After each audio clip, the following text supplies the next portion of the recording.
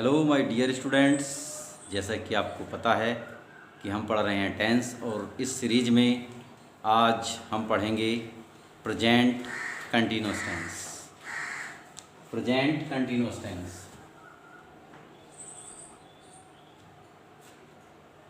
Present continuous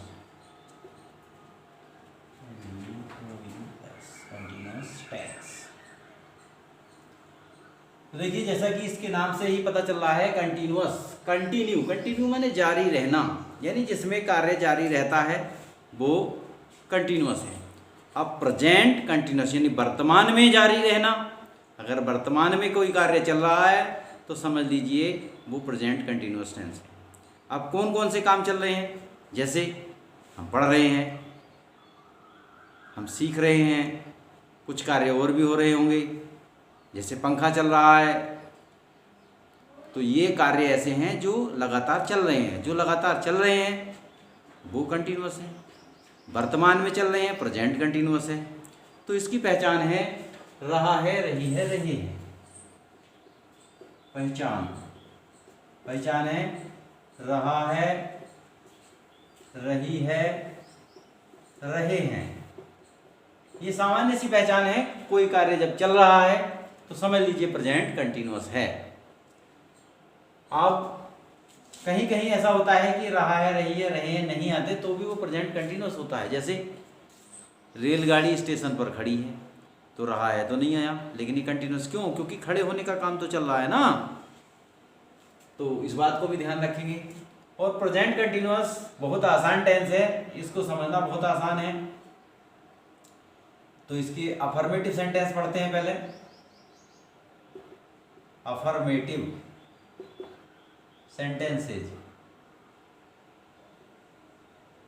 affirmative sentences formula देखते हैं। Subject plus is am are plus verb की first form में ING. इसको हम आईएनजी फॉर्म भी कह सकते हैं, फोर्थ फॉर्म भी कह सकते हैं, और प्लस ऑब्जेक्ट। एग्जाम्पल से समझते हैं। जैसे तुम स्नान कर रहे हो, तो तुम यानी यू। इज एम आर एक सामान्य बात है, सभी जानते होंगे। सिंगुलर नंबर के साथ इज आता है, प्लूरल नंबर के साथ आर आता है, और आई के साथ एम आता है। ये बात मालूम होनी चाहिए, नहीं है तो अब हो गई। तुम स्नान कर रहे हो, यू आर, क्योंकि यू प्लूरल में आता है तो इसलिए आर आएगा। You are, you are. अब वर्ब की फर्स्ट फॉर्म है करना। करने क्या होती है? डू। तो यहां पर स्नान करने के लिए डूइंग बात नहीं आएगा, जबकि टेकिंग बात आएगा। तो यू आर टेक, टेक होता है हमारा फर्स्ट फॉर्म, उसमें जब आईएनजी लगाएंगे ये हटा दिया जाएगा और जगह taking. You are taking bath, you are taking bath, तुम स्नान कर रहे हो। लेकिन हम इसे दूसरे तरीके से भी बना सकते हैं। यू आर बाथिंग, BATHING, लेकिन वर्ब होगी उस टाइम यू BATHE होगा, लेकिन जब ING लगाएंगे तो BATHING हो जाएगा, है ना। उस तरह से भी बनाया जा सकता है, यू आर टेकिंग बाथ। अब कंटिन्यूअस टेंस का प्रयोग कहां कहां होता है? तो कुछ शब्द ऐसे हैं जिनके साथ प्रेजेंट कंटिन्यूअस टेंस का प्रयोग होता है, समय बताने वाले शब्द।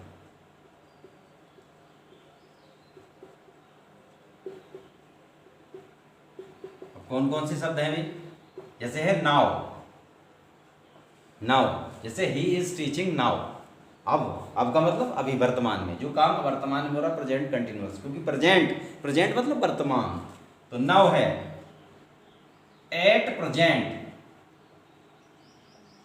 ये प्रेजेंट कंटिन्यूअस में आता है। This time, this evening, this morning, this morning, this evening. इस तरह से ये कुछ वर्ड्स हैं जहां हमें प्रेजेंट कंटिन्यूअस प्रयोग करना चाहिए। ठीक है। जैसे he is teaching now, EVENING, है ना। This time, this morning, this evening, at present, ये प्रेजेंट कंटिन्यूस में प्रयोग होने वाले शब्द। अब हमें समझना है आगे। इसमें एक बात आई है, आपने देखा कि वर्ब की फर्स्ट फॉर्म में ING। अब वर्ब की फर्स्ट फॉर्म में ING लगाने के कुछ रूल्स हैं, उनको समझना है। कैसे लगाते हैं वर्ब की फर्स्ट फॉर्म में ING, इसके लिए मैं बता देता हूं और उसको समझ लेना, नोट भी कर लेना। कैसे लगाएंगे इसके लिए रूल्स हैं, काफी लंबे चौड़े लिखने की बजाय मैं शॉर्टकट में उसको लिख दूंगा। रूल फर्स्ट है, जैसा कि हमारे सेंटेंस में भी आया था, यदि किसी वर्ब फर्स्ट, यानी वर्ब की फर्स्ट फॉर्म में ING लगाया जाता है, ध्यान रखेंगे। वर्ब की फर्स्ट फॉर्म है ना, यदि किसी वर्ब में लास्ट में ई हो, यानी सिंगल ई हो, तो ई को हटाकर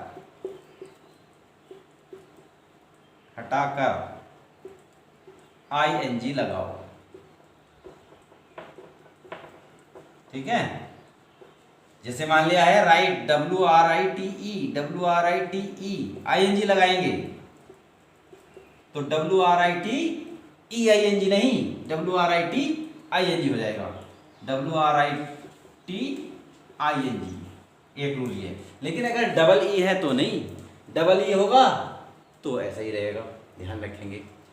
रूल आगे रूल है, ये रूल फर्स्ट मान लेंगे, rule first. Rule second rule ये है, यदि किसी वर्ब, फर्स्ट इसलिए लिखा जाए कि वर्ब की फर्स्ट फॉर्म में ING लगाया जाता है। वर्ब फर्स्ट के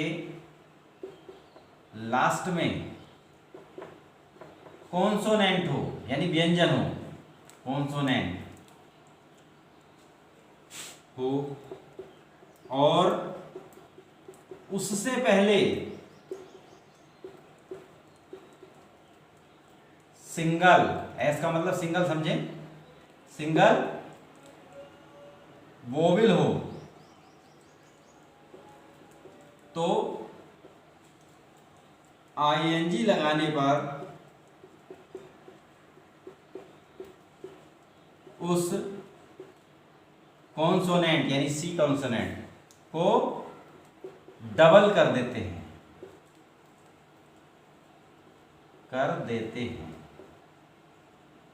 कैसे समझना है, जैसे है रन, RUN प्लस ING, तो N कॉन्सोनेंट है, U क्या है, वोवेल है, सिंगल वोवेल है, तो जब हम ING लगाएंगे तो RUNNING हो जाएगा, RUNNING। ऐसे ही है सिट, SIT, सिट, इसमें भी यही मामला है, तो क्या हो जाएगा, सिटिंग, SITTING। और भी हैं, लेकिन इसके कुछ एक्सेप्शंस हैं, अपवाद हैं, जहां डबल नहीं होता। वे कौन से वर्ड्स हैं मैं लिख देता हूं, उसको भी समझ लेंगे। वीडियो पॉज करके इस रूल को लिख भी सकते हैं, ये वैसे ही समझ में आ गया है, इतनी बड़ी बात नहीं है, समझ गए होंगे। तो देखिए कुछ एक्सेप्शंस किसके, जहां डबल नहीं होता, कौन कौन से वर्ड्स हैं जो डबल नहीं होते हैं, मैं बता देता हूं। जो डबल नहीं होते, अपवाद, अपवाद का मतलब जो रूल को फॉलो नहीं करते वो अपवाद कहलाते हैं। WRY, अगर ये लास्ट में हैं, WRY को डबल नहीं करते हैं।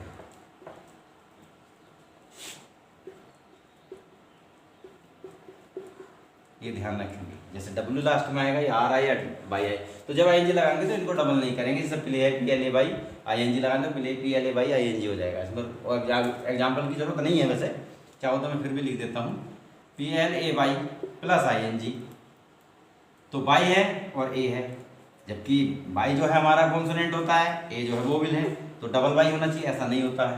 तो PLAYING।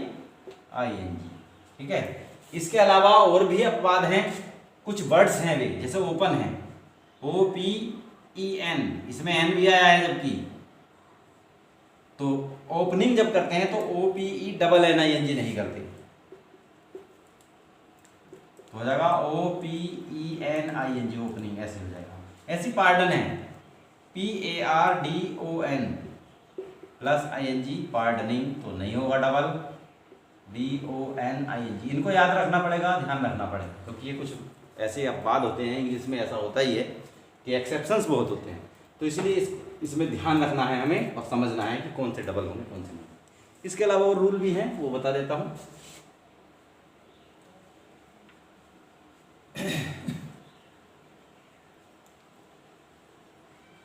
ये कौन से हैं जरा देख लेंगे। रूल है हमारा, यदि किसी वर्ब के अंत में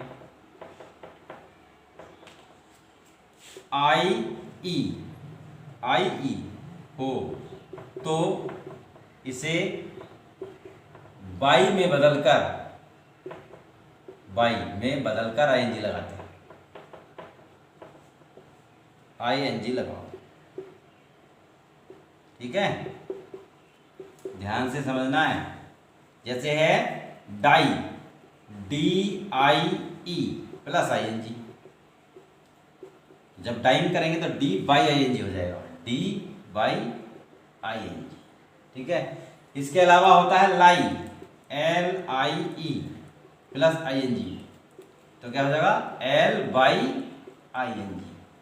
इस बात को ध्यान रखेंगे कि IE आया है तो उसको ING लगाते हैं, ऐसे उसको ING उसमें लगाते हैं। ठीक है, तो ये हमारा अफर्मेटिव हो गया। अब इसमें कुछ विशेष रूल्स भी हैं, उसको भी ध्यान रखेंगे। वे कौन से हैं, वे रूल्स भी देख लेते हैं। यानी रूल्स क्या, कुछ वर्ड्स ऐसे हैं जो कंटिन्यूअस में प्रयोग नहीं होते, प्रेजेंट कंटिन्यूअस में प्रयोग नहीं होते। कुछ वर्ड्स ये कुछ शब्द ऐसे हैं जिनका प्रयोग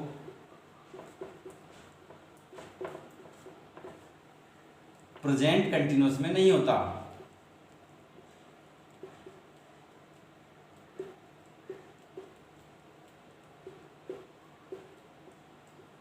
नहीं होता है। कौन कौन से हैं, एक शब्द है हमारा लव, LOVE, इसमें ING लगाएंगे तो ये कंटिन्यूस में प्रयोग नहीं हुआ, LOVING नहीं होता कभी। हेट, HATE, अभोर, BHOR, सीम, SEEM, लुक, LOOK, CSEE। और भी बहुत सारे वर्ड्स हैं, फिलहाल आपको इनका ही ध्यान रखना है। जनरली ये ऐसे हैं जिनका प्रयोग हम कंटिन्यूस में प्रयोग नहीं करते। फील है, FEEL, फील, ये भी ऐसा ही है जहां हम प्रेजेंट कंटिन्यूस में नहीं प्रयोग कर सकते। हमने कभी अगर ऐसा सेंटेंस देखा, I am loving you, बिल्कुल रॉन्ग, ऐसा कभी नहीं होता, ये सेंटेंस गलत माना जाएगा, बिल्कुल गलत, ऐसे नहीं होता। आपने देखा होगा यही लिखा हुआ मिलेगा, ये राइट है, ये रॉन्ग है। आई एम हेटिंग यू, अघोर घृणा होता है, सीम दिखाई पड़ना, लुक देखना, सी देख फील महसूस करना, ये ऐसे वर्ड है जो अगर कंटिन्यूस में प्रयोग कर दिए गए तो हमारा सेंटेंस रोग है और हमें इस बात का ध्यान रखना है। ठीक है, तो अफर्मेटिव यहाँ समाप्त हो जाता है। अब निगेटिव पढ़ते हैं। निगेटिव में कुछ नहीं करना, नोट लगाना है, कहाँ लगाना है ये अभी बता देते हैं, कोई खास बात नहीं है इसमें।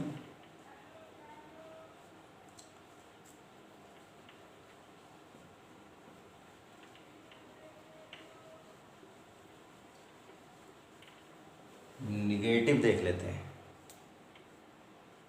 NEGATIV, negative sentences.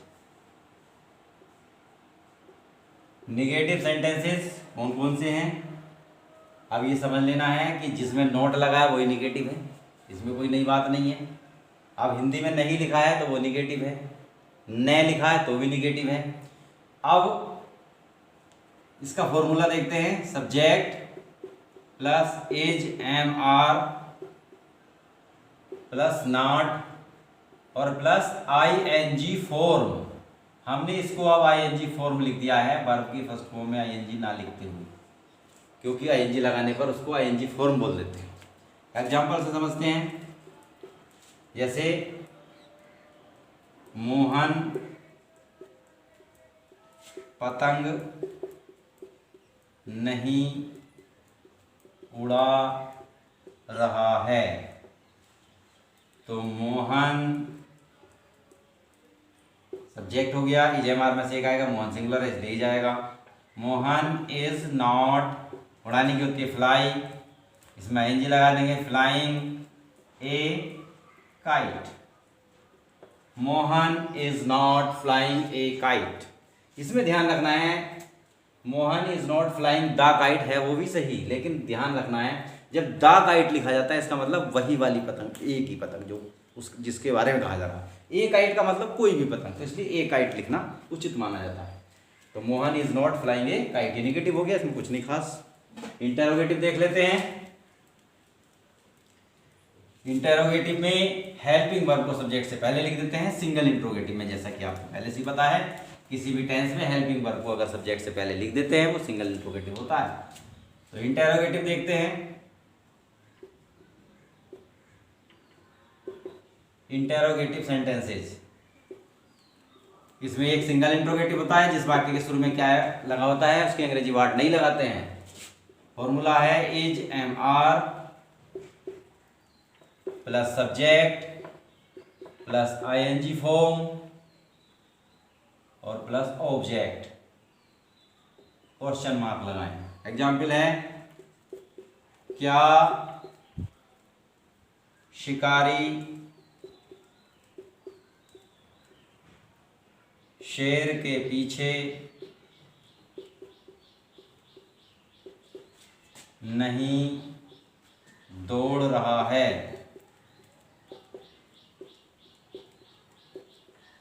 तो क्या क्या के अंग्रेजी वर्ड नहीं लगाएंगे क्योंकि शिकारी एक इसलिए इज लगाएंगे। फॉर्मूले के अनुसार is the Hunter, HUNTER, is the Hunter. अब इसमें निगेटिव भी हो गया। अब ध्यान रखेंगे, अगर इंट्रोगेटिव निगेटिव होता है तो सब्जेक्ट के बाद नोट लगाते हैं। तो इज द हंटर नोट, दौड़ने की, रन भागना, RUNNING, जैसा कि उसमें दिखाया था मैंने कि जब ING लगाएंगे तो कैसे लिखेंगे। तो is the hunter not running, पीछे, आफ्टर, ये प्रीपोजिशन का मामला है। बिहाइंड नहीं लिख सकते क्योंकि बिहाइंड गति की स्थिति में नहीं आता। अब दौड़ रहा है तो गति की स्थिति इसलिए आफ्टर लगेगा। Is the hunter not running after the lion, question mark. ये सिंगल इंट्रोगेटिव हो गया, कोई खास बात नहीं है। अगर ये निगेटिव नहीं होता, जैसे क्या शिकारी शेर के पीछे दौड़ रहा है, तो is the hunter running after the lion. ठीक है, अब डबल इंट्रोगेटिव देख लेते हैं। डबल में कुछ नहीं करना होता है, बस क्वेश्चन वर्ड जोड़ दें और डबल इंट्रोगेटिव हो गया। हिंदी में कैसे पहचानते हैं? अगर वाक्य के बीच में क्या, क्यों, कब, कहाँ, कैसे कोई भी शब्द होता है तो उसकी अंग्रेजी इज एम आर से पहले लगाते हैं। अब फॉर्मूले के हिसाब से देखते हैं। क्वेश्चन वर्ड, क्वेश्चन वर्ड आ जाएगा पहले, इसको DI लिख सकते हैं। DI मतलब डबल इंट्रोगेटिव। एग्जाम्पल से समझते हैं। वह लड़का अब कहाँ रह रहा है? रह रहा है, तो कहाँ, ये क्वेश्चन वर्ड है तो पहले क्या आएगा? वेयर, कहाँ की अंग्रेजी। फिर इज एम आर में से वह लड़का, तो वह और लड़का ये दोनों अपने आप में सब्जेक्ट है। ही नहीं लगाएंगे, कैसे ही लगा दिया, लड़का कहीं और चला गया। वह लड़का एक ही बात है, इसलिए कहाँ कहा दैट बॉय, यानी दूर की वस्तु को प्रकट कर रहा है या किसी को इंडिकेट कर रहा है, तो तब लिखेंगे हम दैट बॉय। अब ध्यान रखना है, क्योंकि हमारा क्वेश्चन वर्ड हो गया, उसके बाद इज हमारा में से एक लेंगे, लड़का एक है इसलिए क्या लगाएंगे, is. Where is that boy, रहने की, लिव, जब आई एनजी लगाएंगे ये हटा दिया गया, लिविंग। तो where is that boy living, अब की अंग्रेजी नाउ, NOW, और हमने बताया था कि नाउ कंटिन्यूस में आता है। तो where is that boy living now, present continuous समाप्त हो गया है। इसे ध्यान से समझेंगे और नोट भी करेंगे। Thanks for watching.